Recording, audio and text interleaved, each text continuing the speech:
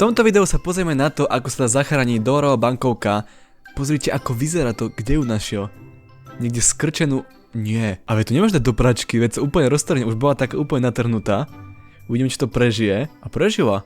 A je čistá. Akože myslel som, že sa viacej roztrhne, ale tak vydržala to. Teraz ju ide vyžehliť, tak aby sa to nejak neprechytilo. Ale tak on bude asi opatrný. A už je rovná. Tak už to stačilo nejako zalepiť.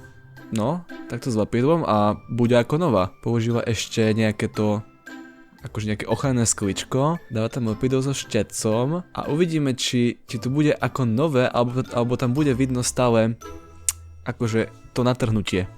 Tak. Jasné, ja som si myslel, že to ešte možno dokreslí, pretože pre mňa by tam bolo vidno to lepidlo. Takže to ešte dokreslí. Musí zastrúhať ceruzky. Neukazujú zblízka, ale tak vidíme, že ju ešte žehlil. A takto z ďalky vyzerá ako nepoškodená, hej.